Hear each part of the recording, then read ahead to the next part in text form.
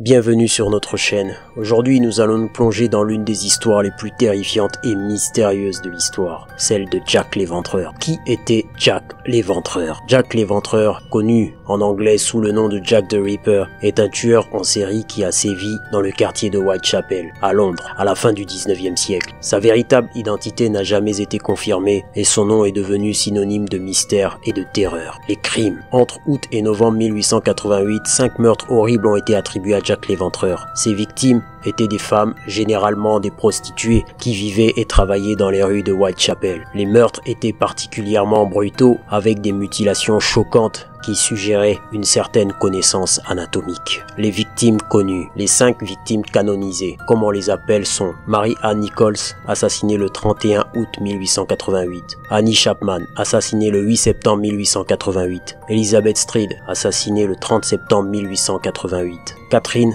Eddowes, assassinée également le 30 septembre 1888, seulement 1 heure après Elizabeth Stride. Mary-Jane Kelly, assassinée le 9 novembre 1888. Le mode opératoire. Jack l'Éventreur attaquait ses victimes tard dans la nuit ou tôt le matin. Il les égorgeait avant de mutiler leur corps, retirant souvent des organes internes. Cette brutalité et la précision de ses coups ont conduit certains à penser qu'il avait des compétences médicales. Les lettres. Plusieurs lettres ont été renvoyées à la police et aux journaux, prétendument écrites par le tueur. La plus célèbre, la lettre From Hell, accompagnée d'un fragment de rein humain. Ces lettres ont contribué à la mystique et à la terreur entourant l'identité de Jack l'Éventreur. Les suspects.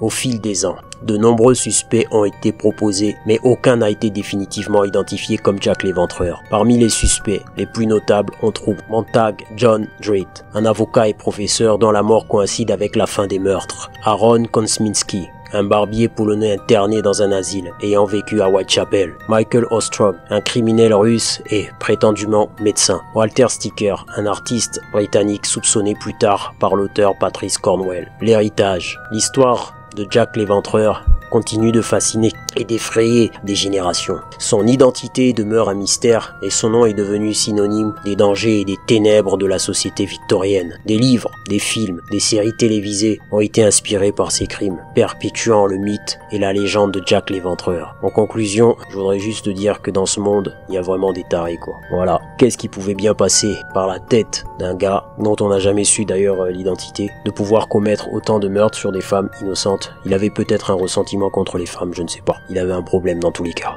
Mais bon, cela dit, il est resté célèbre et son nom sonne jusqu'à aujourd'hui. Jack l'Éventreur. On n'a pas fini d'entendre parler de lui jusqu'à présent. Les amis, si vous avez aimé cette vidéo, si vous aimez ma nouvelle voix, dites-le dans les commentaires. Je vous dis à très bientôt et surtout, soyez prudents dans les rues tard le soir.